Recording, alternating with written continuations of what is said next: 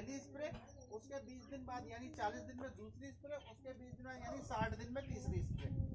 ठीक है, अब ये तो याद रखने का तरीका है, लेकिन अगर आप 18वें दिन स्प्रे करोगे, 12वें दिन करोगे, 15वें दिन करोगे तब भी कोई फर्क नहीं है, 22, 23, 24, 25वें दिन करोगे तब भी कोई फर्क नहीं है। ऐसे ही दूसरी स्प्रे आप 35, 36, 37 दिन पे करो, 40 दिन पे करो या 45 दिन पे करो, कोई फर्क नहीं है।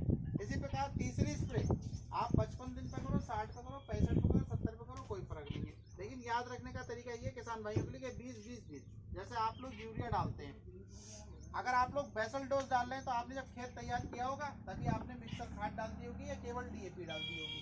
डीएपी डालने का एक नुकसान भी होता है, कहीं कहीं जमीनें इस प्रकार की होती हैं, जमीनें फटती हैं, तो लोग क्या करते हैं एसएसपी डालते हैं, सिंगल सुपर फास्फेट। तो एक कट्टा सिंगल सुपर फास्फेट और उसमें आप 10 से 15 किलो लाल वाली पोटाश जो पाउडर आता है 1750-1800 रुपये कट्टा, उसकी 10 किलो पोटाश मिला के डाल दीजिए। आपके खेत में जो है काई आ जाएगी, घास का प्रकोप खत्म हो जाएगा और पानी लंबे समय तक रुका रहेगा। 12 से 15 दिन की जब आपका पौधा लगा हुआ हो जाए और 2 से 4 पत्ती हो जाए, तब आप उसमें ब्लैक डायमंड की स्प्रे मार दीजिए। यूरिया और ब्लैक डायमंड का कोई आपस में संबंध नहीं है, चाहे आप यूरिया पहले मार के अगले दिन स्प्रे मार दें, चाहे आप स्प्रे मार के 2 दिन 3 दिन बाद या अगले दिन यूरिया लगा दें। ठीक है, ये एक ऐसा प्रोडक्ट है जिससे किसी, ये आपके पीछे बोर्ड पे लगा हुआ है, जिससे कहीं किसी को किसी प्रकार का कोई नुकसान नहीं है, ना आपको, ना आपके जानवरों को, ना आपकी सेहत को, ना ही आपके मित्र कीटों को, और ना ही आपकी जमीन को, ना ही आपके पर्यावरण को, और ना ही आपके खेतों में आने जाने वाले जानवरों को। केवल और केवल ये प्रोडक्ट बनाया गया है पिछले 4 साल के अथक प्रयास से आपकी खेती की उन्नत और उत्तम पैदावार के लिए। ये काम क्या करता है ये सवाल बता दूं।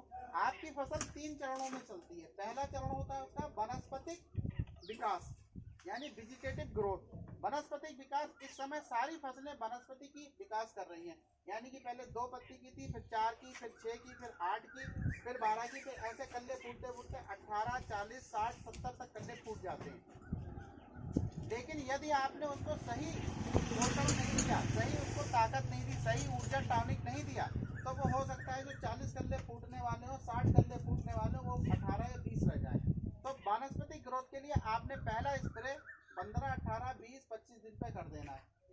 वो उसकी वनस्पतिक ग्रोथ में मदद करेगा। कल्लों की संख्या बढ़ा के अगर 18 है तो 30, 32, 35 कर देगा, 30, 35 कल्ले हैं तो 50, 55 कर देगा। 35 से 40% तक की ग्रोथ कल्लों में करता है।